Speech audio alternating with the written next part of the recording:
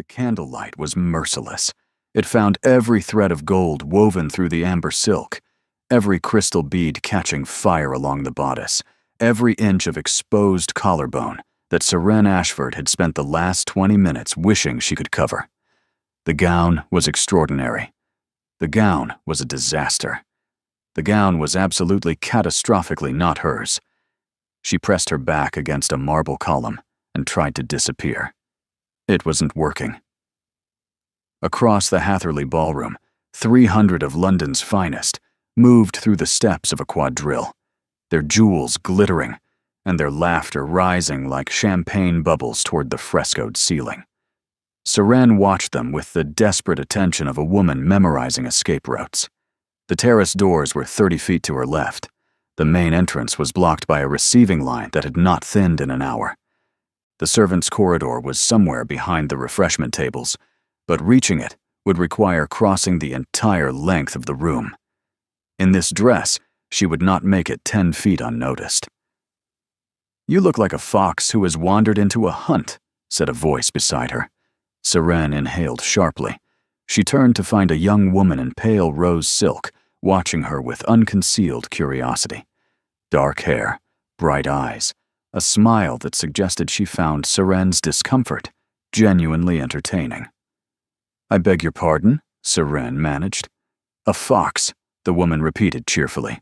Beautiful, out of place, and acutely aware that everyone in the room would like to chase her down. "I'm Marin Vane, and you are quite clearly not Lady Pemberton's companion." The name landed like a stone in Serene's stomach. Lady Pemberton. The elderly widow who had hired her for this evening. The woman who had promised to meet her at the entrance, make proper introductions, ensure Seren was presented correctly to society. The crowd parted like water before a ship's prow, and Seren understood instantly why. The man crossing the ballroom moved with the unconscious authority of someone who had never been denied anything in his life. He was tall, dark-haired, dressed in evening black that made his shoulders look impossibly broad. His face might have been carved from the same marble as the columns. Handsome in the way of old paintings, severe in a way that suggested smiling was something other people did. His eyes found Serene's across 20 feet of polished floor. He did not look away. "Too late," Marin muttered. "Damnation." The Duke of Ashworth, because that was clearly who he was. That was the only explanation for the way servants scrambled from his path and matrons clutched their fans, stopped directly before them. His gaze moved over Seren slowly, deliberately, cataloging every detail of the amber gown with an intensity that made her skin prickle. "Who dressed you tonight?" he asked. It was not a compliment. His voice was low, precise, edged with something Seren could not identify. Suspicion, perhaps. Or recognition. Or both. "Your Grace." Marin stepped forward, positioning herself slightly between them. "This is Miss Seren Ashford. She's a friend from—" "I asked her a question, Marin." The words were quiet, but they silenced his sister instantly. Seren lifted her chin, refusing to cower beneath his assessment. She had spent her entire life being looked down upon by people who believed birth determined worth. She would not start flinching now. "A solicitor named Phineas Locke provided this dress," she said evenly. "I was told it was a gift from my employer, Lady Pemberton. I've since learned that Lady Pemberton is deceased, and Mr. Locke's intentions were apparently not what they seemed." Something flickered in the Duke's blue eyes. "You know Locke." "I met him once, briefly. He arranged my employment." "Employment." The word dripped with skepticism. "As a companion, Your Grace. A respectable position for a woman of limited means." Seren felt heat climbing her neck, but kept her voice steady. "I apologize if my presence offends you. I'll leave immediately if you'll point me toward the nearest exit that doesn't require crossing the entire room." The Duke did not move. His eyes remained fixed on her face, with an intensity that should have been rude, but somehow felt like being pinned by a collector examining a rare specimen. "That dress," he said finally, "was designed by Madame Fontaine. She takes commissions from exactly 12 families in England. Mine is one of them. So I will ask again, Miss Ashford. Who dressed you tonight and why? The question cracked something open in Serene's composure. She had no answer. She had been manipulated, abandoned, thrust into a situation she did not understand. And now, a duke was demanding explanations she could not provide. I don't know, she admitted, her voice smaller than she wanted. I truly don't know. The admission seemed to surprise him. He studied her for a long moment, his expression impossible to read. Then, without warning, he took her arm. Walk with me. What? Unless you prefer to stand here while the Countess of Whitmore and her daughters descend upon you like carrion birds. They've been watching you for the past 15 minutes, and I assure you, their intentions are not friendly.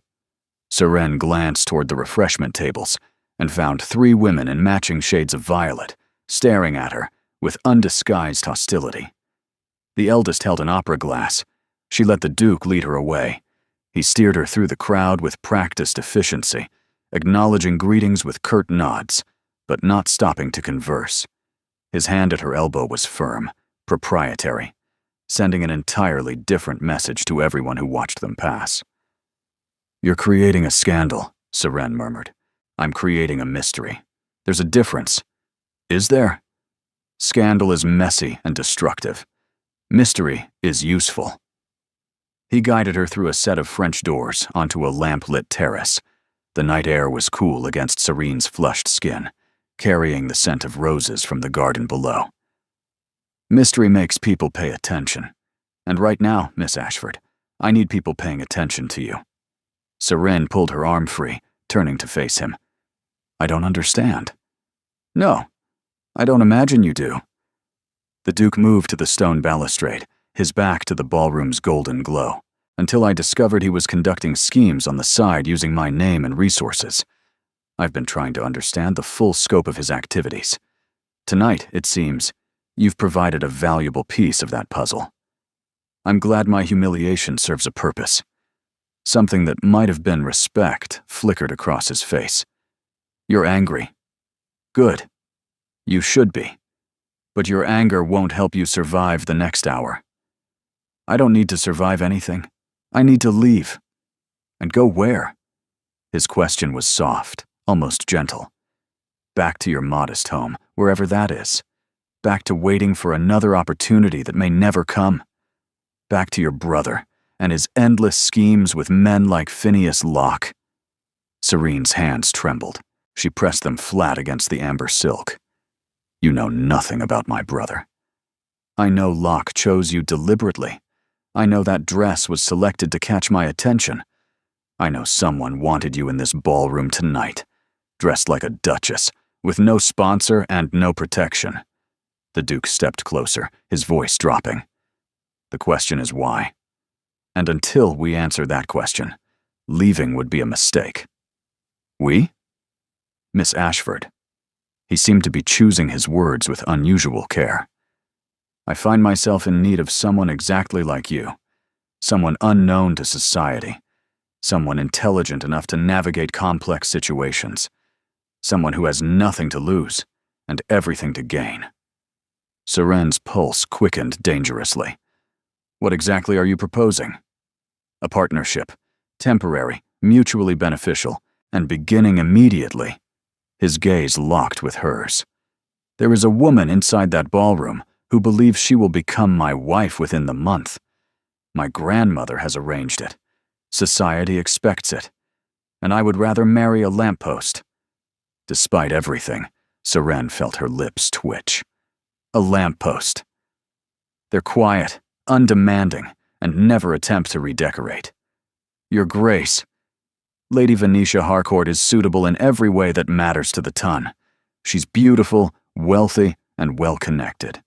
She's also vapid, calculating, and looks at me like I'm a prize horse she intends to acquire for her collection. A muscle flexed in his cheek. I cannot simply refuse her. My grandmother has too much influence, too many allies. What I need is an alternative, a reason to delay. A complication that makes the match impossible to finalize until I can find a permanent solution. Seren stared at him. You want me to be your complication? I want you to be my guest at Ashworth House for the remainder of the season. You'll be presented as Marin's friend from the country, someone my sister befriended during her travels. We'll attend events together, dance at balls, create the appearance of a courtship compelling enough to give my grandmother pause. That's madness. That's strategy. It's lying to everyone you know. It's survival. His voice hardened. For both of us. You think Locke set you up out of kindness? Whatever his game is, you're a piece in it. Without my protection, you'll be devoured by morning. Society doesn't forgive unknown women who appear at balls in couture gowns without explanation. They'll assume the worst about you, and they'll make sure everyone else assumes it too. Ice flooded her veins. She thought of her mother at home, waiting for news of her new position. Her father, still fragile from the failure that had broken him 3 years ago. Theo, who had only wanted to help. If scandal touched her tonight, it would destroy them all. What would I receive in return? She heard herself ask. The Duke's expression sharpened. Name your terms. My family cannot know the truth. I want letters sent to my mother explaining I've accepted a position as Lady Marin's companion for the season. Nothing about arrangements or courtships, just respectable employment. Done. When this ends, I want introductions, references, actual connections that will help me secure a real position with a real family. Also done. And if you decide to actually marry anyone, whether Lady Venetia or some other woman, this ends immediately. I won't be made to look like a discarded mistress while you conduct a genuine courtship. Something changed in his face. Not quite a smile, but close. You negotiate like a merchant. My father was a merchant, before he lost everything. Then he taught you well. The Duke extended his hand. Do we have an agreement, Miss Ashford? Seren looked at his outstretched palm, long fingers, a signet ring glinting in the lamplight, the casual confidence of a man who had never been refused. She should say no. Every sensible instinct screamed at her to walk away, to take her chances with society's judgment, rather than entangle herself with a Duke and his schemes. But when had being sensible ever gotten her anywhere? She took his hand. We have an agreement. His grip was warm, firm, and brief. Then let's begin. We have approximately 3 minutes before Lady Venetia comes looking for me, and I want her to see us returning together. That's petty. That's tactics. He offered his arm with perfect formality. Welcome to the war, Miss Ashford. As they stepped back through the French doors into the golden blaze of the ballroom, Seren caught her reflection in a darkened window. Amber silk. Crystal beads. A woman she did not recognize. Marin intercepted them immediately, her face alight with curiosity. Well, what's happening? Why do you both look like you're plotting something? Because we are, the Duke said mildly. Miss Ashford will be joining us at Ashworth House. She's your new dearest friend from the country. Marin's eyebrows shot toward her hairline. Is she? Since when? Since approximately 4 minutes ago. I trust you can manage the details.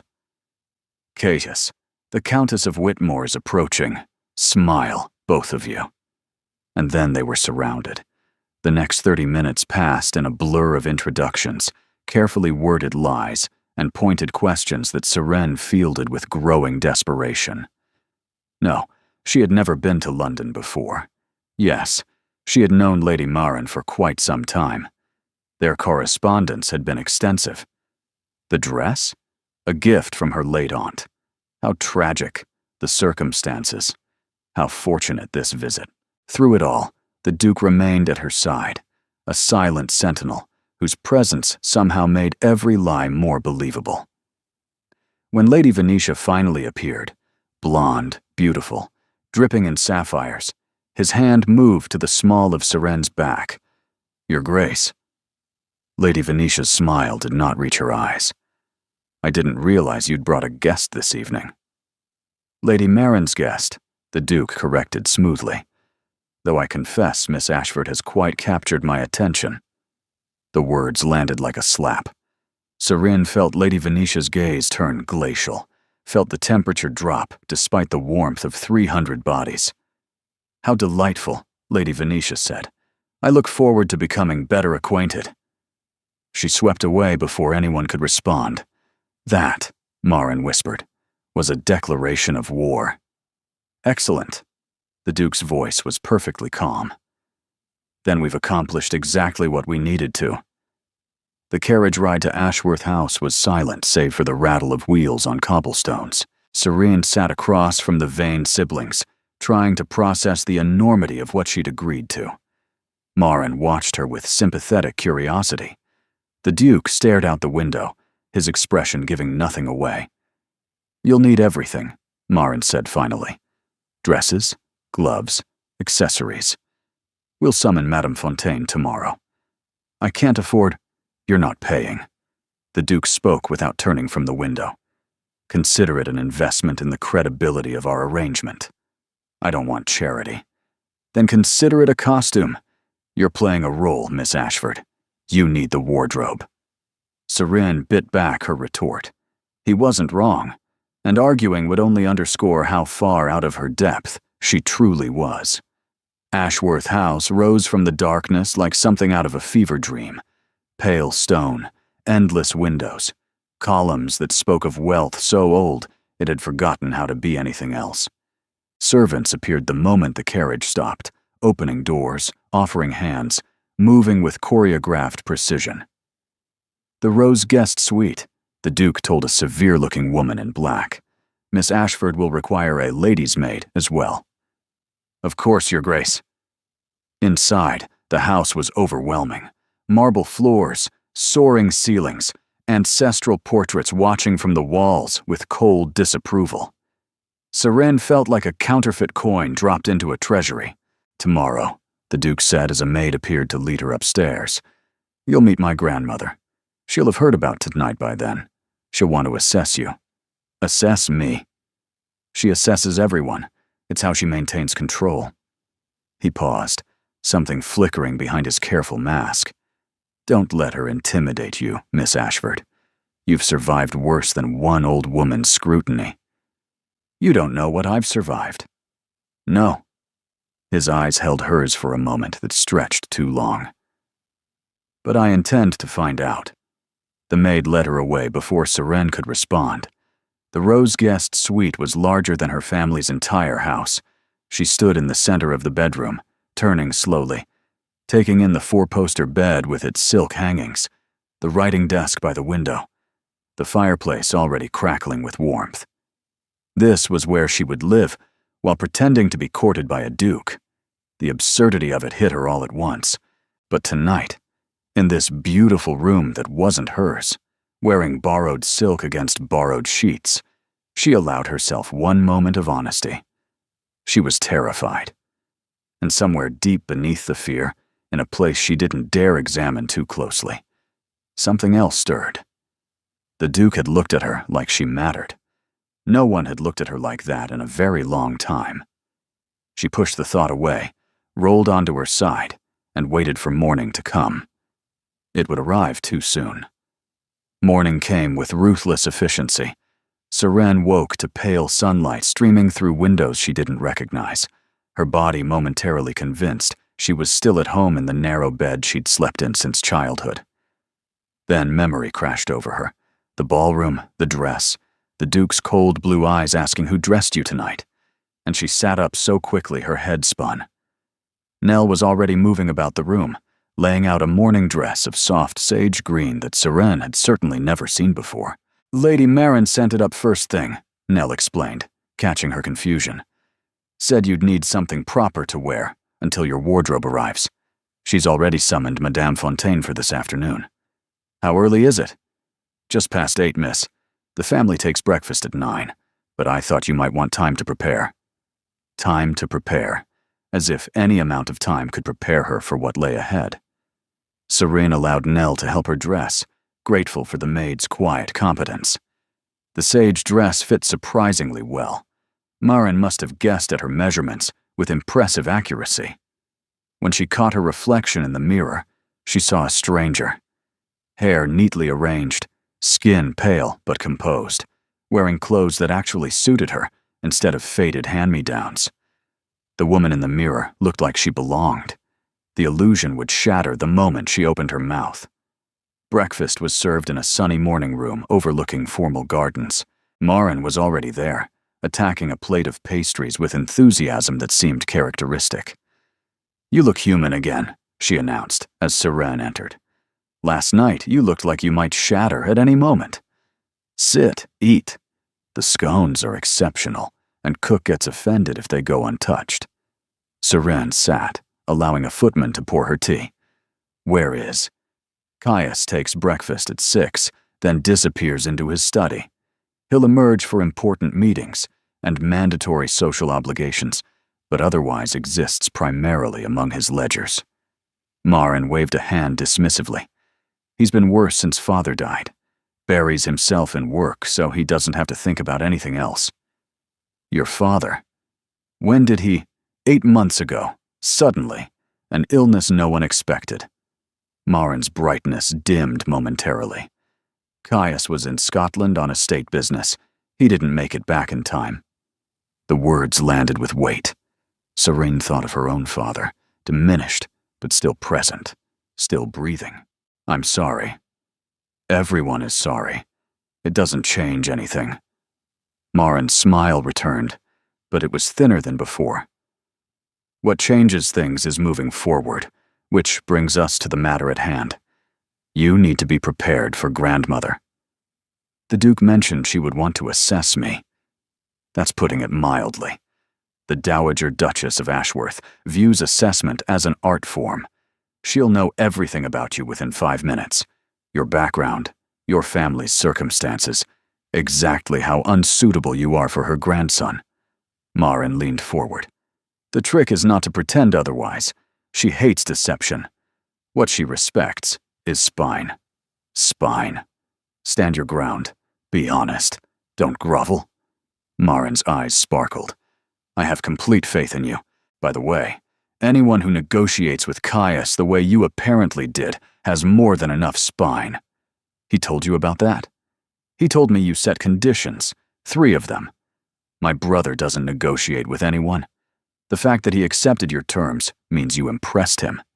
Seren reached for a scone, buying time to process this information. The Duke, Caius, had been impressed?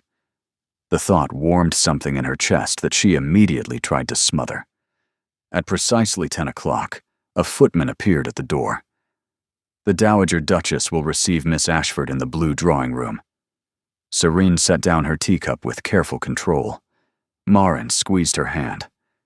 "Remember, spine." The blue drawing room lived up to its name. Silk wallpaper the color of a winter sky. Delicate furniture arranged with military precision. Curtains that probably cost more than everything Seren's family owned combined. But Seren barely noticed the decor. The Dowager Duchess commanded every atom of attention in the room simply by existing. She was not what Seren expected. Where the Duke was dark, she was silver. Hair swept up in an elaborate arrangement. Eyes the same piercing blue as her grandson's. Dressed in dove gray that somehow conveyed both mourning and authority. She sat in a high-backed chair near the window, like a queen on her throne. And when her gaze fell on Seren, it felt like being examined under glass. The Dowager's eyebrows rose fractionally, the first genuine reaction she'd shown. "He told you that." "He compared her to a lamppost, Your Grace. Rather, unfavorably." For a long moment, nothing happened. Then, impossibly, the Dowager laughed. It transformed her face, stripping away decades of careful composure to reveal the woman underneath. Someone who had once been young, who had once been capable of joy. "A lamppost." She shook her head slowly. "He has his father's gift for the precisely devastating phrase." Seren waited, uncertain whether she had passed some invisible test or failed it entirely. The Dowager's laughter faded, replaced by something more complicated. My son died 8 months ago. My grandson inherited a title he wasn't prepared for, responsibilities that keep him buried in that study of his, and a grief he refuses to acknowledge. I want him to marry because I want him to live, to have something beyond duty and ledgers and the weight of everything his father left behind. Lady Venetia won't give him that. No. The admission seemed to cost something. She won't. But she was a sensible choice, and Caius has never shown interest in anyone sensible or otherwise. Until last night. The air left Seren's lungs. Your Grace. He looked at you across that ballroom, like you were the first real thing he'd seen in months. My spies were quite detailed in their reports. The Dowager leaned forward. I don't know what your game is, Miss Ashford. Perhaps there isn't one. Perhaps you're exactly what you appear, an unfortunate young woman caught in someone else's schemes. But I am going to tell you this once, and you would do well to remember it. The temperature in the room seemed to drop. If you hurt him, if you manipulate his grief, exploit his vulnerability, or break whatever small piece of himself he's actually allowing you to see, I will destroy you. Not metaphorically, not socially. I will reach into whatever remains of your life and crush it completely. The words should have been theatrical. Instead, they were terrifying because they were clearly, absolutely true. I understand, Seren said quietly. But with respect, Your Grace, I have no intention of hurting anyone. I'm trying to survive. That's all I've ever done. The Dowager studied her for a long moment. Then she rose, signaling the end of the interview. We shall see what you're capable of, Miss Ashford. The Aldridge dinner is Thursday evening. You'll attend with the family. She moved toward the door, then paused. That dress you wore last night. Where is it now? In my room, I believe. I haven't... Burn it. The Dowager's voice was flat. Whatever Phineas Locke intended by giving it to you, the dress served its purpose. Now it needs to disappear. If anyone asks, it was borrowed from an aunt and returned the following morning. Yes, Your Grace. The Dowager nodded once and swept from the room, leaving Seren alone with her racing thoughts and the unsettling realization that she'd just received both a warning and something very close to permission. She found Marin waiting in the hallway, practically vibrating with curiosity. Well, what happened? You're still alive, which is promising. She threatened to destroy me if I hurt your brother. Oh, excellent. That means she likes you. That's a peculiar definition of liking someone. Grandmother only threatens people she takes seriously. Marin linked arms with her, steering her toward the staircase. Now come on. Madame Fontaine arrives at 2, and we need to discuss strategy before she gets here. They settled in Marin's sitting room, a bright, cluttered space overflowing with books, half-finished embroidery, and several suspicious-looking sketches that Seren deliberately avoided examining. You need everything, Marin said, producing a list that appeared to have been created sometime before dawn. Morning dresses, walking dresses, afternoon gowns, riding habits. Do you ride? I haven't in years. We'll add lessons. Evening gowns, obviously. At least 4 ball gowns. Accessories, shoes, gloves. This is too much. This is the minimum. Marin's voice softened. I know it feels excessive, but appearing in society without proper wardrobe is like appearing on a battlefield without armor. They'll tear you apart. Your brother said something similar, about society being cruel. Caius understands cruelty better than most. Marin's expression clouded. After Mother died, Grandmother tried to shape him into exactly what she wanted. The perfect heir, the perfect Duke-in-waiting. Father intervened when he could, but Father was also grieving, and Caius learned early to lock everything away. He seems very controlled. Controlled is one word for it. Marin's eyes met hers. He hasn't let anyone close since Father died. Not me, not Grandmother, not his friends. He works endlessly, attends events with perfect courtesy, and never, ever shows what he's actually feeling. Why are you telling me this? Because last night, when he looked at you, something cracked. Marin's voice was quiet. I haven't seen my brother's mask slip in 8 months. And then you appeared in that ridiculous dress, looking terrified and defiant and completely out of place. And suddenly he was present. Actually there, for the first time since we buried Father. Serene didn't know what to say. The weight of Marin's words pressed against her chest. I'm not trying to make you feel responsible, Marin continued. Whatever happens between you and Caius, that's between you. But I wanted you to understand what you're dealing with. He's not cold because he doesn't care. He's cold because caring nearly destroyed him. A knock at the door interrupted them. A footman announced that Madame Fontaine had arrived early. Marin's serious expression transformed instantly into delight. Perfect timing. Let's go make you magnificent.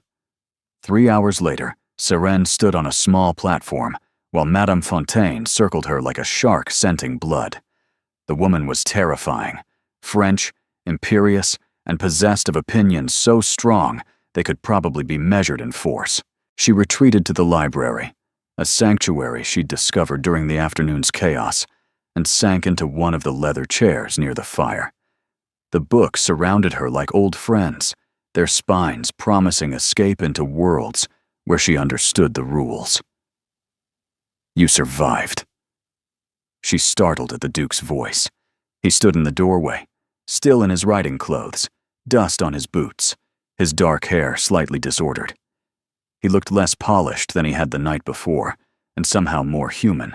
I survived Madame Fontaine, if that's what you mean. I meant my grandmother. But Fontaine is also formidable. He entered the room, moving to the sideboard to pour himself a drink. Would you like something? Sherry? Wine? Tea, if there's any. Always. He rang for a servant, giving instructions quietly before settling into the chair across from her. Grandmother informed me that she threatened to destroy you. She mentioned something along those lines, and yet you're still here. Your sister tells me that threats of destruction are a sign of affection in your family. Something flickered across his face. Amusement, perhaps, or surprise. Marin has a unique perspective. She also told me that your mask slipped last night. Serene met his eyes, refusing to retreat from the subject. That you've been closed off since your father died, and something changed when you saw me at the ball. The Duke's expression shuddered instantly. Marin talks too much. She loves you. She's worried about you. She doesn't need to worry, doesn't she? Serene leaned forward slightly. Your Grace. Caius, we have an arrangement, a business transaction, as you called it. But if that arrangement is going to work, we need to be honest with each other. I told your grandmother the truth about my circumstances because she asked directly, and lying to her seemed pointless. I'm extending you the same courtesy. If there's something I need to know about you, about what you actually want from this, tell me now. The room went quiet, weighted with tension, something that felt like the beginning of a story neither of them had expected to tell. The first week passed in a blur of transformations. Madame Fontaine's creations arrived in waves, morning dresses and walking gowns, evening wear and riding habits, more beautiful clothing than Serene had seen in her entire life. Marin supervised the unpacking with proprietary enthusiasm, organizing and critiquing, and occasionally bursting into spontaneous applause. This one, she declared, holding up an evening gown of deep copper silk, is going to cause a riot at the Aldridge dinner. Lady Venetia will expire on the spot. I don't want to cause a riot. Nonsense. Riots are excellent for reputation. Nothing says arrived like making every woman in the room jealous and every man forget what they were saying. Serene ran her fingers along the copper silk. It was softer than anything she'd ever worn, cut in lines that would somehow make her look taller, more commanding, more like someone who belonged in this world. It feels like armor, she admitted. It is armor. Marin's voice was uncharacteristically serious. Beautiful armor that will make them underestimate you until it's too late to realize their mistake. The Aldridge dinner arrived before Seren felt remotely prepared. She descended the main staircase in the copper gown, her pulse racing beneath her composed exterior, and found Caius waiting in the entrance hall. He turned at the sound of her footsteps, and something in his expression made her breathing still. "Miss Ashford." His voice was perfectly controlled, but his eyes traveled over her like she was something precious and dangerous all at once. "You look adequate," she offered, unable to keep the tremor from her voice. "Extraordinary." The word came out rough, almost reluctant, as if he hadn't meant to say it aloud. Maren swept past them with a knowing smile. "If you two are quite finished, the carriage is waiting." The Aldridge townhouse was smaller than Ashworth House, but no less intimidating, packed with precisely the sort of people who had whispered about her behind fans at the ball. She felt their gazes the moment she entered, felt the whispers beginning like wind stirring through leaves. Caius's hand found the small of her back, steady and warm. "Remember," he murmured, "you belong here." "I don't." "Then pretend until you do. Eventually, the pretense becomes truth." The dinner itself was an elaborate performance. 12 courses, intricate table placement, conversation that circled and struck like predators testing prey. Seren found herself seated between an elderly viscount, who talked only of his hunting dogs, and a young lord, whose attempts at flirtation were so clumsy she almost felt sorry for him. But her attention kept drifting to Caius, seated too far away for conversation, engaged in what appeared to be a tortuous exchange with Lady Venetia. The woman was beautiful. Seren couldn't deny that. Golden hair, porcelain skin, sapphires that caught the candlelight like trapped stars. She leaned toward Caius with practiced intimacy, laughing at something he hadn't actually said, touching his arm in ways that made possessiveness clear to everyone watching. Serene's fork tightened against her plate. "She's insufferable, isn't she?" The voice came from across the table, a young woman in sage green, with clever eyes and a conspiratorial smile. "Lady Venetia, I mean. Watching her hunt down Ashworth has been the entertainment of the season." "I don't know her well enough to judge. You don't need to. She's performed this routine with 3 dukes and an earl over the past 4 years. Always positions herself as the obvious choice. Always makes sure the grandmothers adore her. Always claims the first waltz before anyone else can approach." The woman extended her hand across the table. "Temperance Birchwood. I make it my business to know things." Seren accepted the handshake, intrigued despite herself. "Serene Ashford." "Oh, I know exactly who you are. The mysterious woman who appeared at the ball in the amber gown captured Ashworth's attention so thoroughly he actually forgot to be cold, and somehow managed to survive a private audience with the Dowager Duchess." Temperance's smile widened. "You're the most interesting thing to happen this season." "That wasn't my intention. The best things never are." Temperance glanced toward Lady Venetia. "A word of warning, if you'll accept it from a stranger. Venetia Harcourt doesn't lose gracefully. She's been planning to become Duchess of Ashworth since she was 16. Anyone who threatens that plan becomes her enemy." "I'm not threatening anything. This is just a temporary arrangement." Temperance's eyes sparkled. "Is that the story? How quaint. Tell me, Miss Ashford, do you actually believe that? Or is that simply what you tell yourself to sleep at night?" Before Seren could respond, dinner concluded, and the party adjourned to the music room. Temperance disappeared into the crowd with a wink, leaving Seren to navigate alone. She found a quiet corner near a window, watching the room arrange itself into the familiar patterns of society. Clusters of conversation, alliances forming and dissolving. The endless dance of power and perception, which is entirely accurate. Never apologize for your circumstances, and never let them see that their opinions affect you. You make it sound easy. It gets easier. His hand brushed hers, so briefly she might have imagined it. "You're stronger than you realize, Seren. I saw that the first moment you looked at me with those furious eyes, and demanded to know why I'd trapped you. The use of her first name sent warmth cascading through her chest. I don't feel strong. I feel like I'm constantly one wrong word away from disaster. Everyone feels that way. The difference is whether you let it paralyze you or use it to stay vigilant. He leaned closer, his breath warm against her ear. Lady Venetia is approaching from the left, and she looks murderous. Time to perform. And then his hand was at her waist, turning her gently toward the room, and Lady Venetia was indeed cutting through the crowd with the focused determination of a woman preparing to wage war. Your Grace. Venetia's smile glittered like broken glass. I haven't had a chance to properly welcome Miss Ashford to London.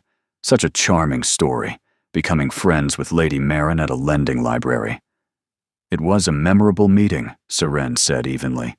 I imagine. Though I must say, I'm not familiar with the Ashford family. What part of the country did you say you were from? I didn't say. Something flickered in Venetia's eyes, irritation perhaps, at being so obviously deflected. How mysterious. Though I suppose mystery has its own appeal, doesn't it? For a time, at least. She turned her attention to Caius. Your Grace, your grandmother mentioned you'd be attending the Thornbury races this weekend. I do hope you'll save me a dance at the evening celebration. I'm afraid my card is already full. The lie was smooth as silk. Venetia's smile became fixed. Of course. Perhaps another time. She glanced at Serene. It was lovely to meet you properly, Miss Ashford. I'm sure we'll be seeing quite a lot of each other. The words sounded like a promise, or a threat. When Venetia finally withdrew, Seren released a breath she hadn't realized she'd been holding. She's going to be a problem, Caius said quietly. I gathered that. I'll handle it. How? He didn't answer, but something in his expression suggested the answer wouldn't be pleasant for Lady Venetia Harcourt. The carriage ride home was quiet. Marin had claimed exhaustion and fallen asleep against the window, leaving Seren and Caius in strangely intimate silence. You did well tonight, he said finally. I survived. That's different from doing well. In society, they're often the same thing. He paused. Temperance Birchwood sought you out at dinner. What did she want? To warn me about Lady Venetia, and to imply that our arrangement isn't as convincing as we believe. Shadows crossed his features. Temperance is observant. Too observant sometimes. What exactly did she say? That temporary arrangements have a way of becoming permanent, whether we intend them to or not. A hush settled between them, weighted with implications neither seemed willing to examine. The carriage drew up before Ashworth House, and servants materialized to assist them. Seren climbed the stairs to her rose guest suite, Nell trailing behind with gentle offers of tea and assistance. But when the door closed and the room fell silent, she found herself standing at the window, staring out at the darkened gardens. Temperance was right. This didn't feel temporary anymore. Somewhere in the past week, between dress fittings and dinner parties and conversations that cut too close to truth, something had transformed. She looked forward to seeing Caius at meals. She noticed when he entered a room, when he left it. She caught herself wondering what he was thinking, what he was feeling behind that careful mask. It was dangerous. It was foolish. It was exactly what she'd promised herself wouldn't happen. And yet, a knock at the door interrupted her thoughts. She opened it expecting Nell with forgotten tea. Instead, she found Caius. He stood in the hallway, still in his evening clothes, looking uncharacteristically uncertain. I apologize for the late hour, he said. I wanted to give you this. He held out a small box, wrapped in dark blue paper. Seren took it carefully, conscious of his eyes watching her every move. Inside, nestled in velvet, was a delicate pendant, a single amber stone, the exact color of the dress she'd worn to the Hatherley ball, set in gold. It's not valuable, Caius said quickly, as if anticipating objection. Amber and gold. Simple materials. But the color reminded me of how you looked that first night, when you walked into the ballroom and everything changed. Seren's throat tightened. I can't accept this. It's not a proposal. It's not even a courtship gift. His voice was rough. It's simply, I wanted you to have something that was yours. Something you didn't have to give back when this ends. Something you didn't have to give back. The word struck her with unexpected force. Why? She managed. Because you matter. He stepped back, creating careful distance between them. Because whatever happens after this arrangement concludes, I want you to know that you mattered. To Maren, to this house, to me. Before she could respond, he turned and walked away, leaving her standing in the doorway with an amber pendant and a heart that suddenly felt too large for her chest. She closed the door and sat on the edge of her bed, turning the pendant over in her hands. The amber caught the candlelight like captured fire, like the beginning of something, or the end. She couldn't tell which anymore. The days that followed established a rhythm Seren hadn't expected. Morning rides with Maren, who turned out to be an excellent instructor with infinite patience. Afternoon calls, where she practiced the art of saying nothing while appearing to say everything. Evening events, dinners, musicals, card parties, where she and Caius performed their roles with increasing convincingness. Society began to accept the story they'd constructed. Miss Seren Ashford, a friend of Lady Maren's from the country, respectable if unremarkable family, clearly charming enough to have captured the Duke's attention. The whispers continued, but they became less hostile, more curious. And through it all, she saw pieces of Caius. She suspected he didn't show anyone else. She saw him in the library at midnight, surrounded by papers, his mask stripped away by exhaustion. She saw him laughing, actually laughing, at one of Maren's ridiculous observations during breakfast. She saw him pause in the garden, staring at a particular rosebush with grief so raw it made her chest ache. That was Mother's favorite, Maren explained one morning, catching Seren watching him through the window. She planted it herself the summer before I was born. Father used to bring her roses from it every week until the day he died. He loved her very much. More than anything. That's what Grandmother doesn't understand. She thinks Caius should marry sensibly, the way she did. But he saw what Father had with Mother. He knows what's possible. Maren's voice softened. He won't settle for less. Even if that means never marrying at all. Even then. Maren looked at her with knowing eyes. Unless, of course, he finds someone who makes settling unnecessary. Seren changed the subject quickly, but the implication lingered. That evening, they attended the Hartwell musical, a smaller gathering, more intimate, more dangerous. The performers were excellent, but Seren couldn't focus on the music. She was too aware of Caius beside her, his shoulder nearly touching hers, his breath stirring the air between them. During the interval, he guided her to a quiet alcove behind a potted palm. "You're distracted tonight." "I'm always distracted at these events." "No. This is different." His eyes searched her face. "What's wrong?" "Everything," she wanted to say. "Everything is wrong, because nothing is wrong. Because I'm starting to want things I can't have. Because when you look at me like that, I forget this is supposed to be temporary." "I spoke with my brother today," she said instead. "A letter arrived. Theo has been asking questions about Phineas Locke." His posture went rigid. "What kind of questions?" He discovered that Locke disappeared from London the night of the Hatherley ball. No one knows where he went. Theo's worried. He feels responsible for introducing us. He should feel responsible. His carelessness put you in danger. He was trying to help. He was chasing schemes without considering consequences. That's not help, Seren. That's recklessness disguised as good intentions. The words hit harder than they should have. Perhaps because they echoed her own frustrations with Theo. Perhaps because Caius was right. "I've sent my own people to find Locke," he continued. "When they do, I'll ensure he can never manipulate anyone else the way he manipulated you." "And then what? What do you mean?" "When Locke is found, when the season ends, When your grandmother eventually accepts that you won't marry Lady Venetia, what happens to us? The question hung between them, charged with everything they'd been avoiding. Caius was silent for a long moment. When he spoke, his voice was rough. I don't know. I've never been good at imagining futures. He stepped closer, near enough that she could see the pulse beating at his throat. But I know I don't want this to end. I know that when I think about the season concluding and you returning to your family, something in my chest feels like breaking. She forgot how to breathe. Caius, I'm not asking for answers. I know this isn't fair to you.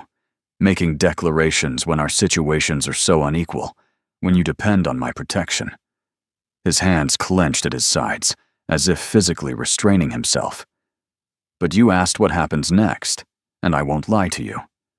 What happens next is that I try to convince you this doesn't have to end. That we could be. Music swelled from the performance room, cutting him off. Someone called his name from across the corridor. The moment shattered. We should return, Seren said, her voice steadier than her heart. Seren, please. I need time to think.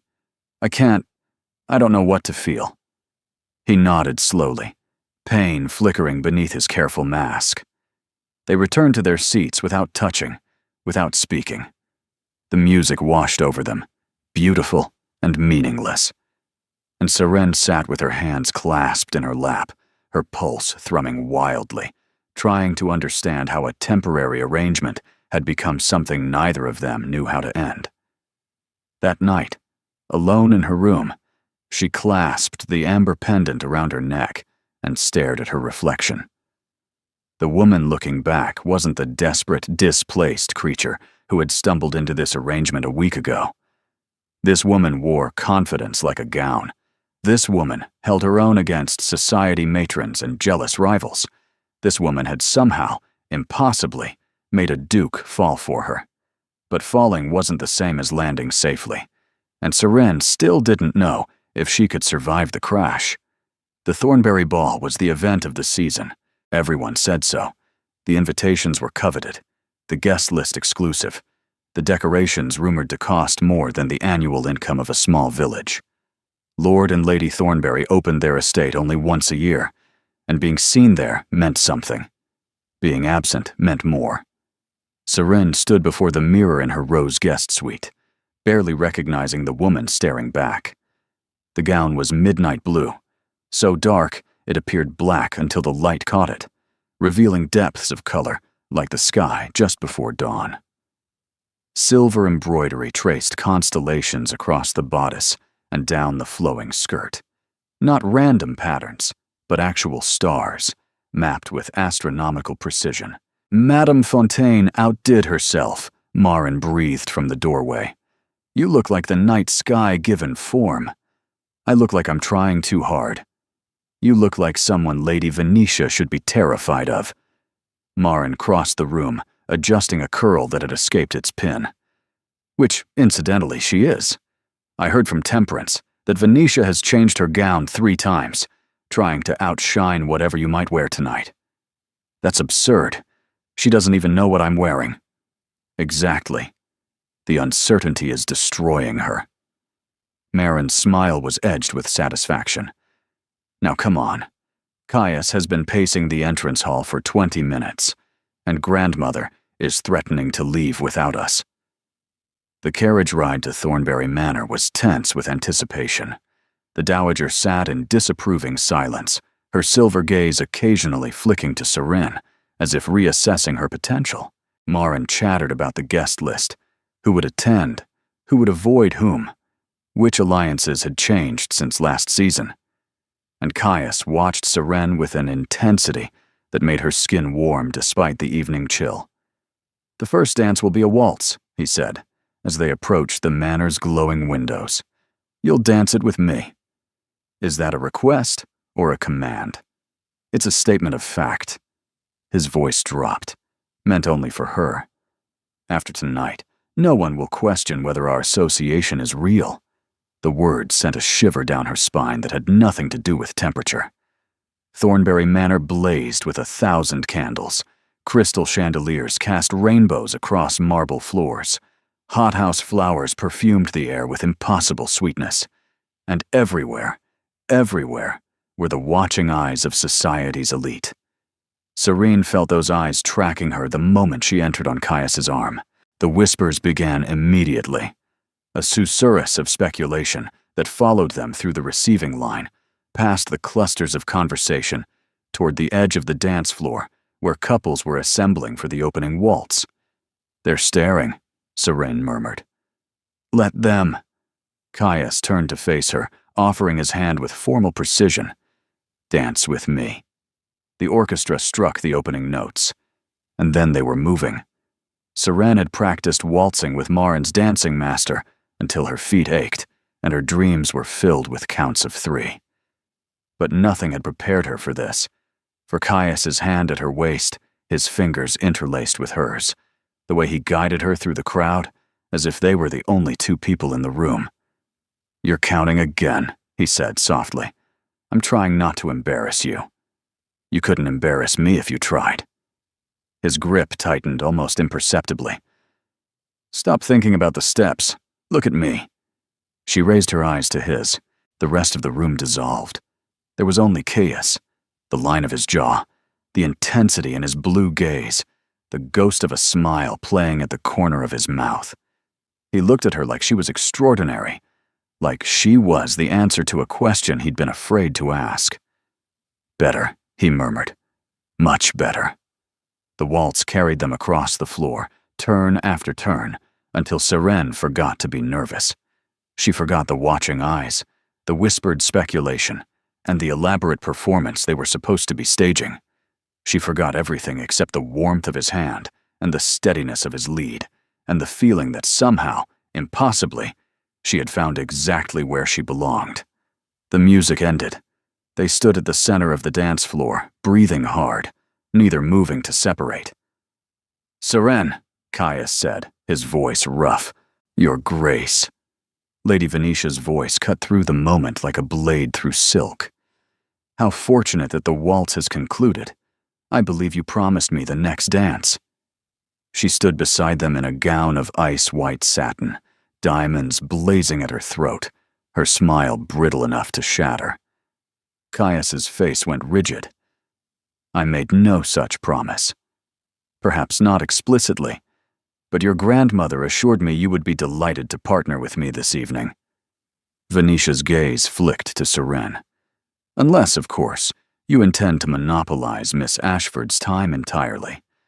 That would seem rather possessive." The word landed with calculated precision.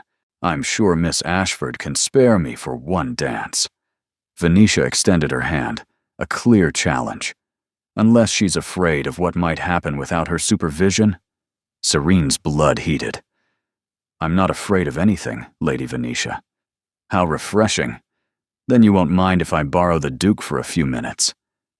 Before anyone could object, Venetia had taken Caius's arm, steering him toward the dance floor with the practiced expertise of a woman who had been claiming powerful men since her debut. Serene watched them go, something cold settling in her chest. "Don't let her rattle you." Temperance appeared at her elbow, 2 glasses of champagne in hand. "She's performing for an audience. He'll escape as quickly as he can." I wasn't rattled. "No? Then why do you look like you want to throw something?" Serene accepted the champagne, taking a long swallow that was probably inappropriate. "Because I'm tired of being treated like a placeholder, like I'm just keeping his seat warm until someone more suitable comes along." "And are you? A placeholder, I mean." The question struck deeper than it should have, because the honest answer, the one Serene barely admitted to herself, was that she didn't know anymore.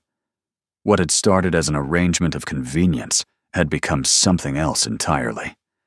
Something that made her pulse race when Caius entered a room. Something that made her dream of futures she had no right to imagine. "I don't know what I am," she said finally. "Then perhaps it's time to find out." Temperance nodded toward the terrace doors. Fresh air helps with clarity, and it removes you from Venetia's sight, which is always a bonus. The terrace was quieter than the ballroom, though couples still strolled along the torchlit paths, and laughter drifted from shadowed alcoves.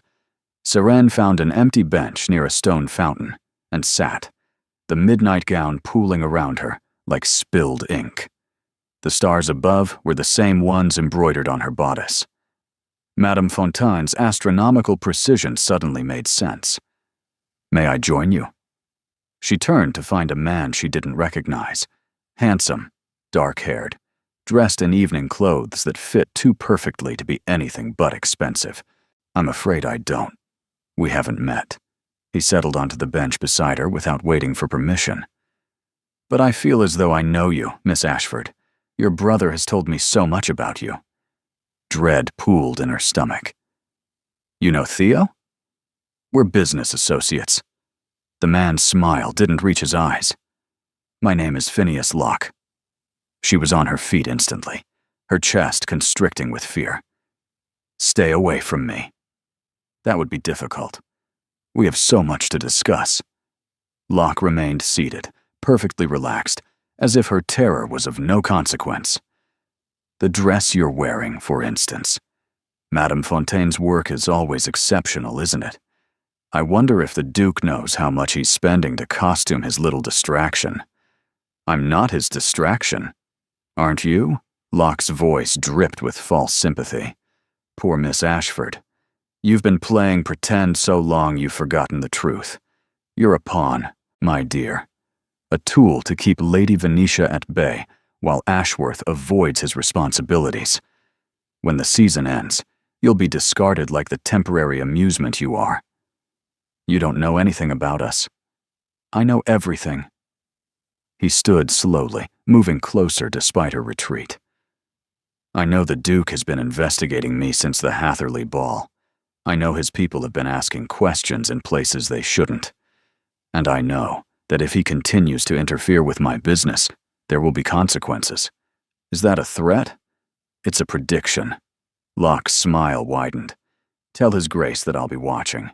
Tell him that the girl he's using as a shield has family, a brother who makes unwise deals, parents who can't afford scandal. It would be a shame if his little game brought ruin to people who've already suffered enough." Before Seren could respond, Locke melted back into the shadows, leaving her trembling on the terrace, with her pulse roaring in her ears. She found Caius in the card room, extracting himself from a conversation with Lord Harrington about horse breeding. One look at her face and his expression transformed from polite boredom to fierce concern. "What happened?" "Not here." She gripped his arm, aware that they were being watched. "Please, I need to tell you something." He led her through a series of corridors until they found an empty sitting room, its fireplace cold, its furniture draped in protective cloths. The moment the door closed, Seren's composure cracked. "Phineas Locke is here. He found me on the terrace. He knows you've been investigating him, and he threatened my family." Caius went very still. "Tell me exactly what he said." She repeated the conversation as precisely as she could, watching his countenance grow grave with each word. When she finished, he was silent for a long moment. "I should have anticipated this," he said finally. "Locke is more connected than I realized. More dangerous. What do? We leave. Tonight. I'll make excuses. An urgent matter at the estate, anything plausible." He took her hands, his grip fierce. "I won't let him hurt you, Seren. Whatever it takes. It's not me I'm worried about. If he goes after Theo, if he ruins my parents, I'll protect them, all of them." His eyes held hers with burning intensity. "Do you trust me?" The question shouldn't have been complicated, but standing there in the darkened room, her hands in his, everything felt complicated. "Yes," she whispered. "I trust you." Something transformed in his expression. Relief, perhaps, or something deeper. "Then trust this. Whatever Locke is planning, we'll face it together. You're not alone anymore." The words wrapped around her heart and squeezed. "Together," she repeated. They returned to the ballroom separately, as Caius had suggested. Less conspicuous, less likely to spark rumors of secret rendezvous. But Seren felt the distance between them like a physical ache. She found Maren near the refreshment tables, explaining some scandalous gossip to a group of young ladies who hung on her every word. "There you are," Maren detached herself immediately. "I've been looking everywhere. Grandmother is asking for you." "For me? Why?" "I don't know." But she looked even more terrifying than usual. Maren's face was pale. "She's in the blue salon. You should hurry." The blue salon was smaller than the main ballroom, designed for private conversations. The Dowager Duchess sat alone near the window, her expression carved from marble. "Close the door, Miss Ashford." Seren obeyed, her insides twisting. "I've just had a very interesting conversation with Lady Harcourt, Venetia's mother." The Dowager's voice was flat, controlled. "She informed me that her daughter observed you on the terrace this evening, engaged in what appeared to be an intimate conversation with a man who was not my grandson. That's not. She also informed me that this man was Phineas Locke, the same Phineas Locke who orchestrated your introduction to this family, the same Phineas Locke my grandson has been hunting for weeks." The Dowager's eyes glittered dangerously. "Would you care to explain why you're having secret meetings with the very person who supposedly manipulated you?" "I wasn't having a meeting. He approached me without warning. He threatened me. How convenient." The Dowager rose. "You can't do this. I am the Dowager Duchess of Ashworth. I can do whatever I please." The door opened. "Enjoy the remainder of the evening, Miss Ashford. It will be your last in our circles." She was gone. Seren stood alone in the blue salon, the weight of everything she'd built crashing down around her. It was over. Just like that. Over. She didn't tell Caius. She couldn't. Not there, not surrounded by 1,000 watching eyes. Not when every word they spoke would be analyzed and dissected by people who wanted nothing more than their downfall. She plastered on a smile, claimed exhaustion, and endured the carriage ride home with carefully constructed silence.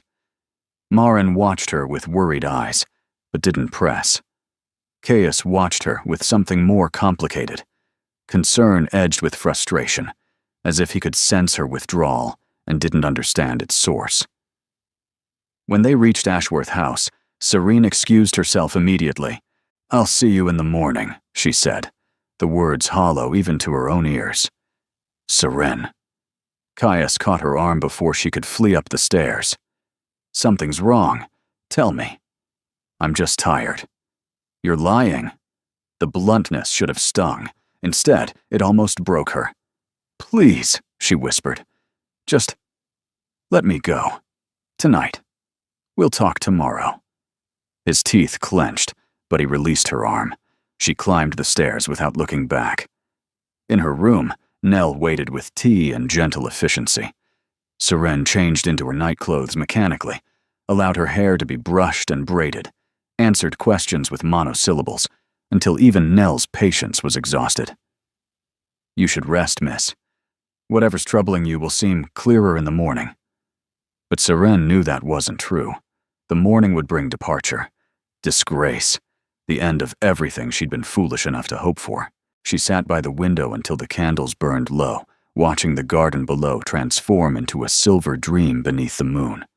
Somewhere in this house, Caius was probably pacing his study, trying to understand what had changed. Somewhere, Maren was lying awake, wondering the same thing. And tomorrow, Seren would leave them both. A knock at the door made her breath stop. She knew before she opened it who would be standing there. "You didn't think I'd let you disappear without an explanation," Caius said. His cravat was loosened, his jacket discarded, his hair disordered, as if he'd been running his hands through it for hours. "Tell me what happened with my grandmother." "How did you— Maren saw you go to the blue salon. She heard raised voices."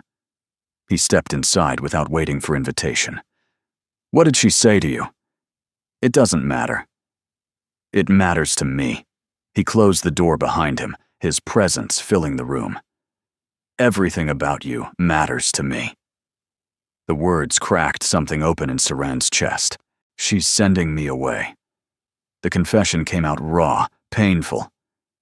Tomorrow morning, she thinks I'm still working with Locke, that the conversation on the terrace was proof I've been manipulating you from the beginning.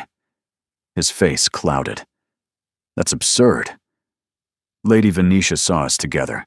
She told her mother, who told your grandmother. Seren laughed bitterly. A perfect chain of destruction. Venetia must be celebrating. I'll speak to grandmother. I'll explain.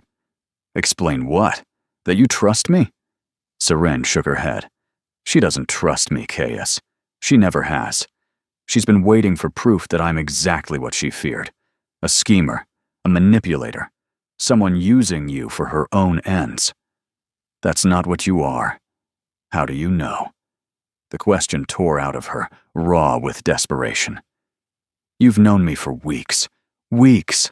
How can you possibly know what I am, or what I'm capable of? Caius crossed the room in 3 strides. His hands cupped her face, tilting it up until she had no choice but to meet his eyes. I know, he said, his voice rough. Because I've been dead for 8 months, walking through rooms without seeing them, talking to people without hearing them, existing without actually living.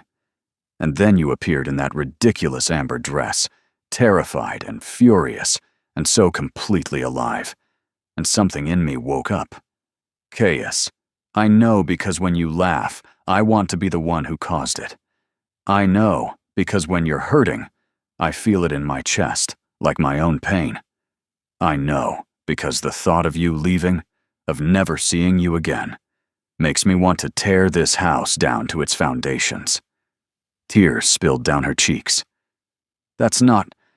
We agreed this was temporary. I don't care what we agreed. His thumbs brushed the tears from her skin. I don't care about arrangements or propriety or what my grandmother thinks. I care about you.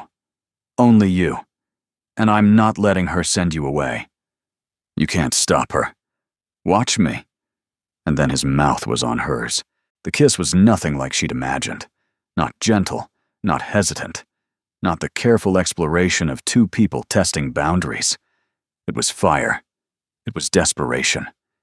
It was every word they'd been afraid to say, every look they'd pretended not to notice, every moment they'd spent in the same room aching to close the distance between them. Seren's hands found his shoulders, his hair, pulling him closer when she should have been pushing him away.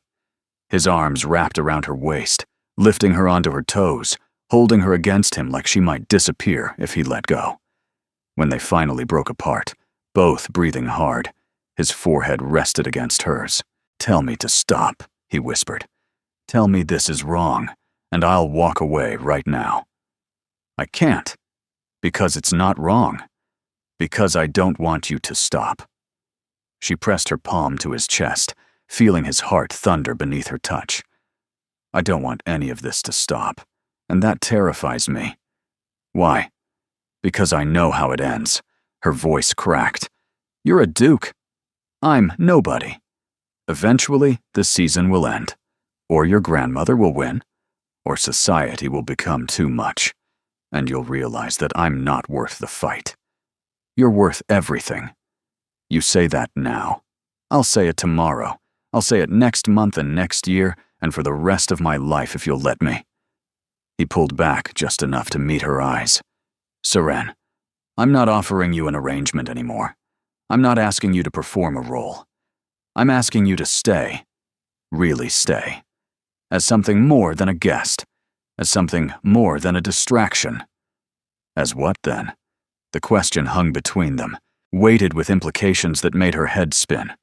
As the woman I love, Caius said. The world stopped.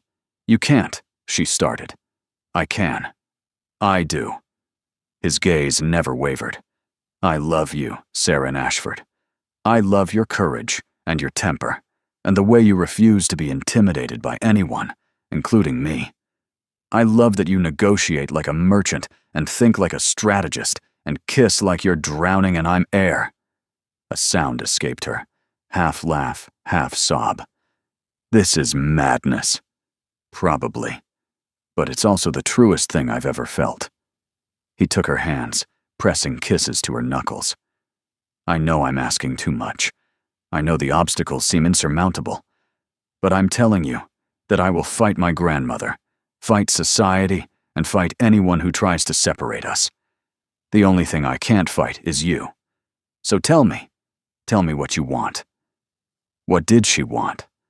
For so long, Seren's wants had been simple: security, stability, survival. A position that would let her support her family, a life free from the constant fear of losing everything. But standing here in this beautiful room that wasn't hers, with this impossible man holding her hands like she was precious, she wanted more. She wanted mornings across the breakfast table. She wanted arguments in the library and laughter in the garden.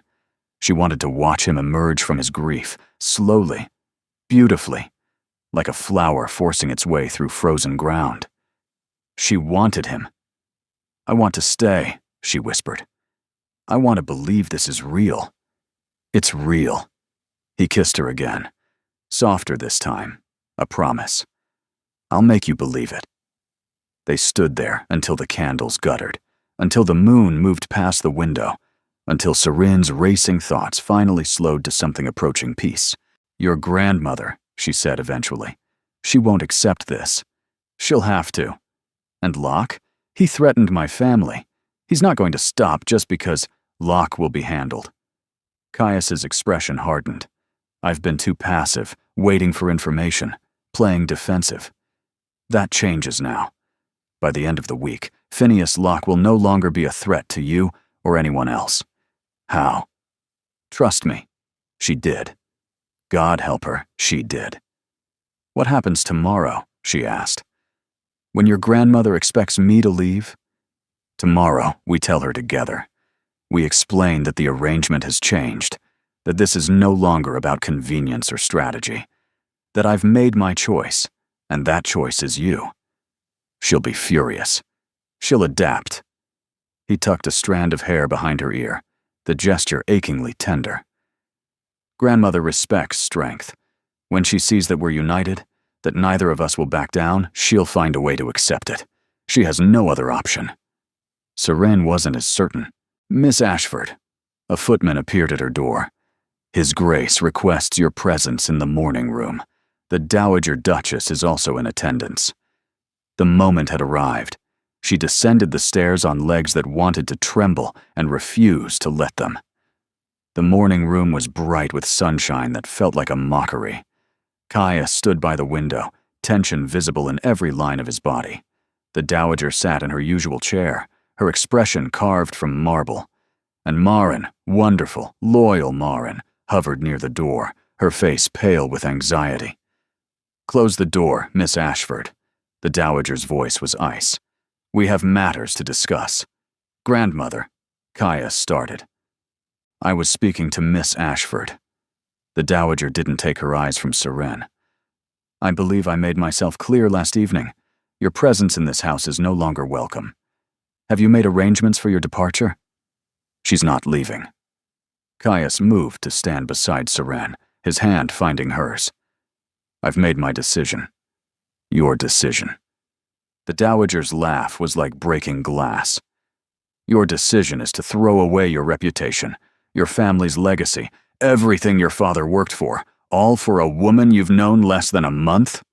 "Yes." The single word fell like a stone into water. "You've lost your mind," the Dowager said flatly. "The grief has addled your judgment.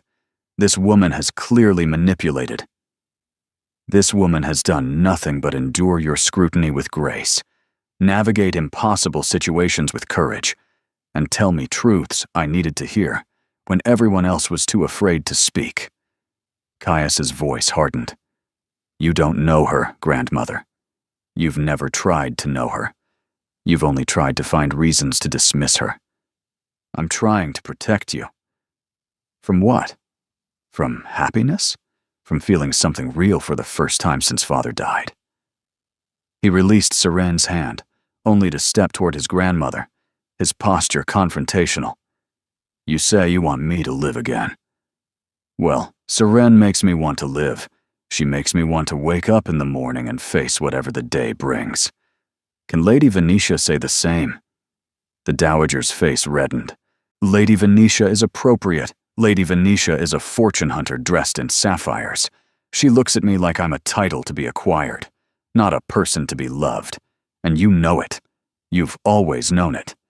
But you were willing to sacrifice my happiness because she checked the right boxes. That is not. It is. It's exactly what you've been doing. Caius's voice dropped to something raw. I understand duty, grandmother. I've lived my entire life for duty. But father married for love, and he never regretted it. Not for one single day. That's what I want. That's what I deserve. And Saren is who I choose. No one spoke for an endless moment. The Dowager looked at Caius for a long moment, really looked at him, as if seeing something she'd missed before. Then her gaze moved to Saren. Do you love him? The question was blunt, demanding. Yes, Saren didn't hesitate. I love him. I didn't mean to. I tried not to. But yes, I love him. And you understand what you're asking for? The scrutiny you'll face, the enemies you'll make, the constant judgment of people who will never accept you? I understand. You're willing to fight for him? To stand beside him when society turns hostile and scandals threaten and everything seems impossible? I've been fighting my whole life, Saren said quietly. I know how to endure impossible things. The difference is that now, I'd be fighting for something worth winning. The Dowager was silent for an endless moment. Then she rose, her movements slow, her face difficult to read. Lady Venetia will be livid. Lady Venetia can be as livid as she pleases. Society will talk. They always do. This changes nothing about my concerns regarding Phineas Locke. He's still a threat, and Miss Ashford's connection to him is not what you assumed. Caius's voice firmed. Locke targeted her, used her. She's as much his victim as anyone. And I will deal with Locke. Permanently. The Dowager's eyes narrowed. How? I have resources you don't know about, grandmother. Trust that I know what I'm doing. Something flickered across the Dowager's face. Surprise, perhaps, or reassessment. Whatever she saw in her grandson's expression made her pause. Very well, she said finally. I will not support this publicly. Not yet. But I will not oppose it either. If you can convince society that this match is acceptable, if you can navigate the scandal without destroying our family's reputation, I will acknowledge Miss Ashford as a potential match. Relief crashed through Serene so intensely she nearly staggered. Grandmother, Caius started. Don't thank me yet. You've chosen an extraordinarily difficult path. I still believe you're making a mistake. The Dowager moved toward the door. But you're my grandson, and if this is truly what you want, I won't be the one to stop you. She was gone. Marin burst from her corner, throwing her arms around Seren. That was terrifying and wonderful, and I thought grandmother was going to spontaneously combust at least 3 times. Marin, Caius said warningly. Don't Marin me. I've been holding my breath for an hour. But she released Seren with a brilliant smile. This calls for celebration. I'm going to find breakfast pastries and possibly champagne. She swept from the room, leaving Caius and Seren alone. That went better than expected, he said. Seren laughed weakly. Did it? I couldn't tell. My thoughts were too loud. He crossed to her, pulling her into his arms. She went willingly, pressing her face against his chest, breathing in the scent of cedar and warmth and safety. We did it, he murmured against her hair. We actually did it. We did something. I'm not sure what. We told the truth. We fought for what we wanted. He tilted her face up, pressing a soft kiss to her forehead. That's everything. They stayed there, wrapped in each other, until a footman appeared with news that made the morning's victory taste like ashes. Your Grace, a message has arrived. Urgent. Caius released Seren reluctantly, taking the sealed letter. His expression changed as he read, his face going dark, hardening, and becoming something she didn't recognize. "What is it?" "Locke." The word was clipped, furious. "He's made his move." "What kind of move?" Caius looked at her, and the devastation in his eyes made nausea wash over her. "He's released information to the papers about your family's debts, your father's failed business, your brother's involvement in his schemes." His jaw clenched. "It will be published tomorrow morning. By noon, everyone in London will know everything." The floor tilted beneath Serene's feet. "No. I'm sorry." His voice cracked. "I'm so sorry. I should have moved faster. I should have stopped him before. I have to go." The words came from somewhere outside herself. "I have to warn my family. They can't find out from a newspaper. They can't—" "Serene, wait." But she was already moving, already running, already feeling everything she'd built crashing down around her. Locke had won, and she had no idea how to survive what came next. The carriage couldn't move fast enough. Serene sat rigid on the velvet seat, her hands clenched in her lap, watching London blur past the windows. Caius had insisted on accompanying her despite her protests, his presence beside her both comfort and complication. "We'll fix this," he said for the fourth time. "You can't fix this. The information is already out there. By tomorrow, I'll have spoken to every editor in London. I have influence, Serene. Let me use it." "Influence won't erase truth," her voice cracked. "Everything Locke is publishing is true. My father did fail. We are in debt. Theo did make deals with criminals. Those aren't lies that can be denied." His jaw tightened. "Then we'll control the narrative, frame it differently. Your father was a victim of dishonest partners. Your family has faced hardship with dignity. I was a fraud pretending to be something I'm not." Serene turned to face him. "That's what they'll say. That I manipulated my way into your household, deceived society, trapped a duke with feminine wiles. Your grandmother's worst fears confirmed in black and white." "My grandmother no longer believes those fears." "She'll have to. Everyone will." Tears burned behind her eyes, but she refused to let them fall. "This was always going to end, Caius. I just didn't expect it to end quite so publicly." He reached for her hand.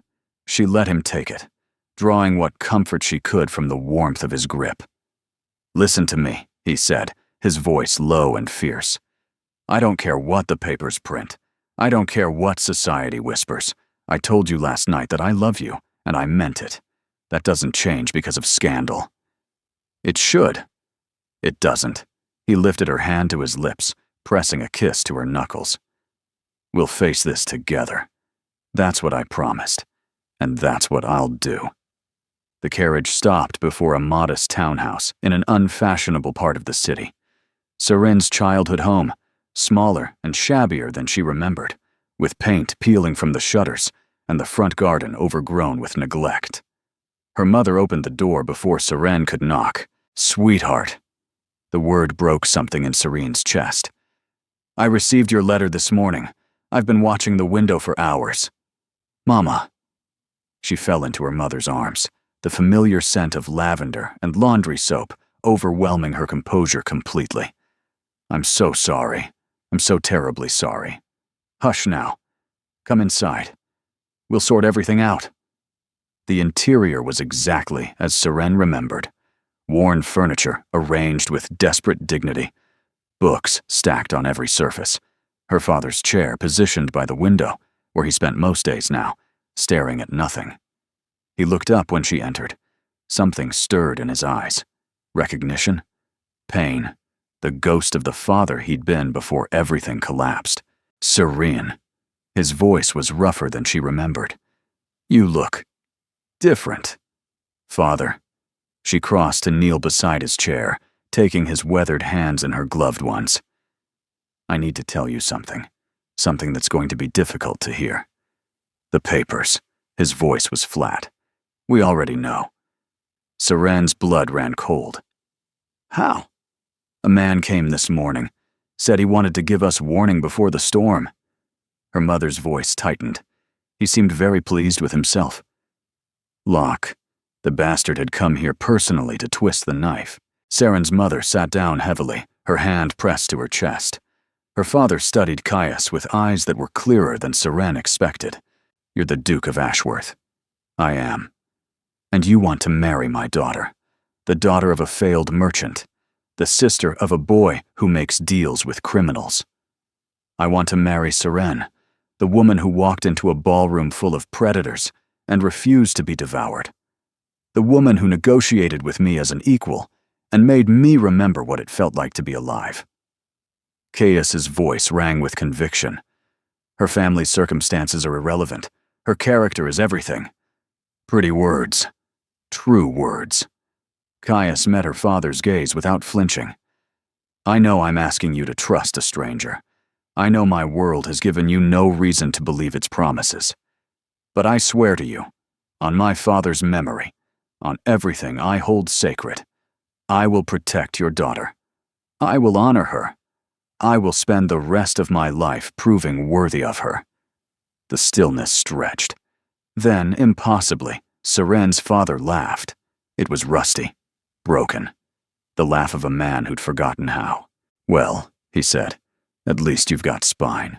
That's something. Richard, her mother murmured. What? The boy's got conviction, more than most of those society peacocks. He looked at Seren. Do you love him? Yes, father. I do. And you trust him? Truly trust him? With my life. Her father nodded slowly. Then that's enough for me. His eyes returned to Caius.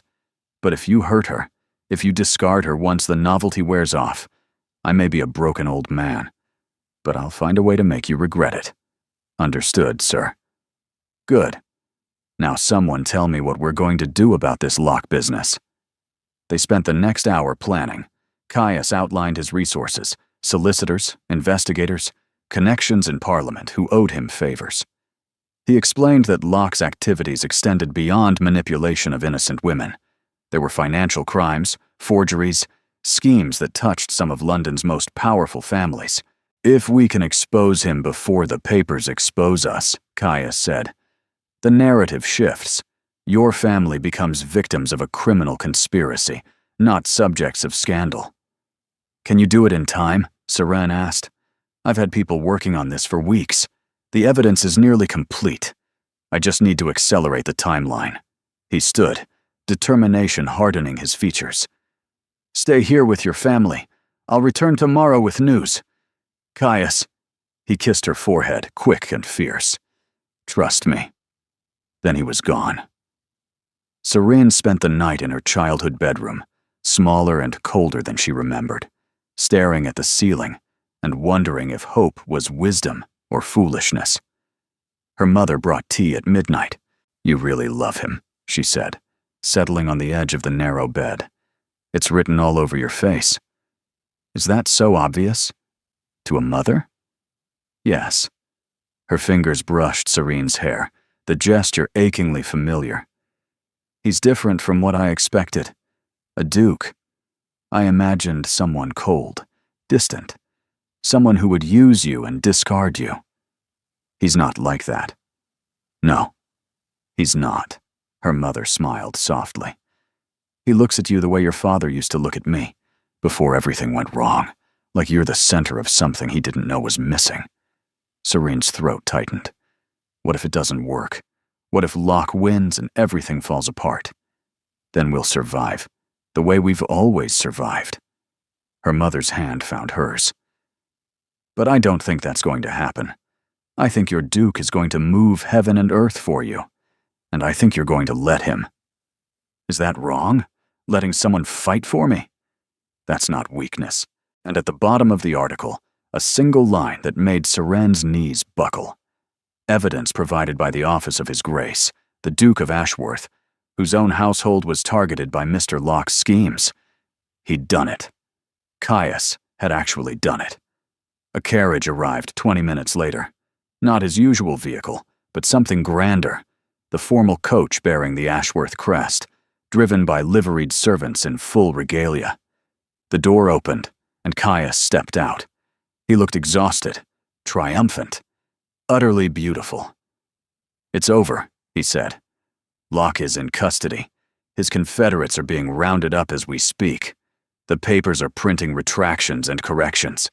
Your family's reputation is not only intact, you're being celebrated as victims who helped bring a criminal to justice." Seren threw herself into his arms. He caught her, lifting her off her feet, burying his face in her hair. The Ashworth Ball was the event of the decade. Everyone said so. The invitations more coveted than royal summons. The preparations consuming the household for weeks. The guest list, including every family of consequence in London.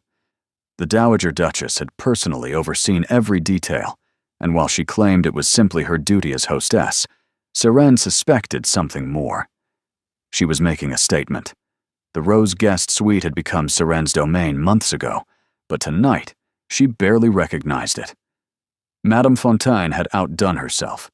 The wedding gown hung in the corner, waiting for tomorrow's ceremony, while tonight's ball gown lay spread across the bed like a promise. It was amber silk, the same deep, honeyed gold as the dress she'd worn the night everything changed. But this gown was different. This one had been made specifically for her, every stitch placed with intention. The bodice was embroidered with tiny stars, the same constellation pattern as the midnight blue gown from the Thornbury Ball. The same astronomical precision. A love letter in thread and silk.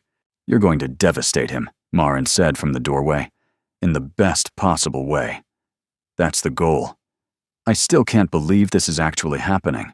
My brother, getting married, to someone I actually like." Marin crossed the room to embrace her. "You've changed him, you know. He laughs now. He comes to breakfast. He actually engages in conversation instead of grunting monosyllables at his ledgers. He still spends too much time with the ledgers. But now he emerges voluntarily. That's progress." Marin stepped back, her eyes suspiciously bright. "I'm gaining a sister, a real one. Someone who understands what it's like to love difficult people." "Is he difficult?" I hadn't noticed. Marin laughed. "Liar." Nell appeared to help with final preparations, and Marin disappeared to make her own entrance. By the time Seren was ready, hair arranged, jewelry clasped, the amber pendant Caius had given her resting against her collarbone. The ball had been underway for an hour. She descended the main staircase alone. The ballroom fell silent. 500 faces turned toward her, society's elite, the people who had whispered about her, speculated about her, watched her every move with predatory attention. Tonight, they watched with something different. Admiration, respect, perhaps even envy. At the foot of the stairs, Caius waited. He looked at her the way he had that first night, when she'd entered the Hatherley ballroom in borrowed finery, and he'd asked the question that changed everything. "Who dressed you tonight?" he murmured as she reached him. The callback made her smile. "Madame Fontaine, at your request." Amber again. I thought it was fitting, a reminder of where we began. "I remember." He took her hand, pressing a kiss to her gloved fingers. "I remember thinking you were the most terrified, furious, magnificent creature I'd ever seen. I remember wondering who you were, and how you'd appeared in my box, like something conjured from a dream. I was terrified. And now?" Seren looked around the ballroom, at the glittering chandeliers, the swirling dancers, and the world that had once seemed so impossibly beyond her reach. "Now I'm home." The words settled between them, simple and profound. The Dowager Duchess appeared at their side, her expression severe as always, but something softer lurking beneath. "The guests are waiting for the first dance," she said. "Try not to scandalize them too thoroughly." "We make no promises, grandmother." But as she turned away, Seren caught the ghost of a smile. The orchestra struck up a waltz. Caius led her to the center of the floor, and for a moment, the rest of the world disappeared. There was only the music, and his arms around her, and the certainty that she was exactly where she belonged. "I have a wedding present for you," he said as they turned. "We're not married yet." Consider it an engagement present, then." His eyes sparkled. "I've settled all your family's debts. Your father's creditors have been paid. Your brother has been offered a legitimate position managing one of my subsidiary enterprises, one with no opportunity for schemes." Seren missed a step. "Caius. And I've purchased the house where you grew up. Your parents can stay there for the rest of their lives, properly maintained, without any fear of displacement." Tears blurred her vision. "That's too much. It's not nearly enough." He pulled her closer. "Propriety be damned. You gave me everything, Seren. You gave me reasons to wake up, to feel, to live. A house and some paid debts are nothing compared to what you've given me. I gave you arguments and complications. You gave me yourself." His voice dropped to a whisper. "That's worth more than all of it." The waltz ended. They stood in the center of the floor, surrounded by applause they barely heard. Tomorrow, they would marry in the chapel at Ashworth House, with family and close friends, and the Dowager Duchess presiding like a benevolent general. Tomorrow, Seren Ashford would become the Duchess of Ashworth, a title she'd never imagined, a life she'd never dared to dream.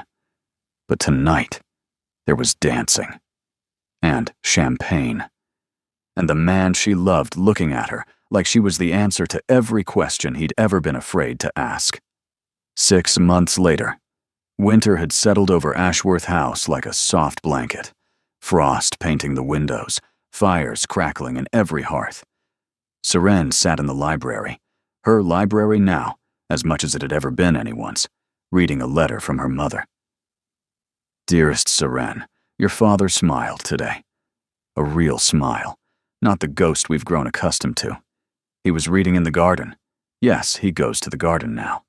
And something in his book amused him. I watched from the window and cried for 10 minutes straight. This is your doing. All of it. All. The house, the security, the peace. You gave us our lives back. I hope you know how proud I am.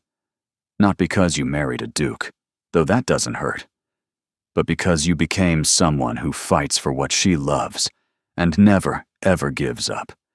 Your father sends his regards. He's still terrible at writing letters, but he talks about you constantly. My daughter, the Duchess, he says, as if he still can't quite believe it. Come visit soon. Bring that husband of yours. I want to fatten him up. He's far too serious for someone so young. All my love." Mother Seren folded the letter, pressing it to her chest. Good news. Caius appeared in the doorway, looking rumpled and content, the way he always looked after emerging from his study these days. My father smiled. That is good news. He crossed to her, dropping a kiss on her forehead before settling into the chair beside her.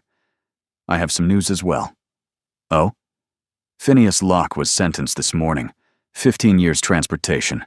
He'll be sailing for Australia within the month. Something that had been coiled tight in Seren's chest, finally released. It's really over. It's really over. Caius took her hand. He can't hurt you anymore. He can't hurt anyone. They sat in comfortable silence, watching the fire dance. I've been thinking, Caius said eventually. Society would whisper, and obstacles would arise, and some days would be harder than others. But they would face them together, because that was what love meant. Not perfection, not endless ease. Just two people choosing each other, over and over again, until choice became certainty, and certainty became home. Thank you for being here. You are the reason these stories exist. Because you believe in love that chooses courage over convenience, in characters who fight for happiness despite the odds, in endings that feel earned and true. Your presence makes this space warm and welcoming, and I'm grateful for every moment you spend with these characters. Do you have a favorite line or scene? Your engagement helps me understand what moves you, what keeps you listening, and what kinds of stories to create next. Consider subscribing if you'd like more romances with emotional depth and genuine character growth. Thank you for being here. You make this community what it is.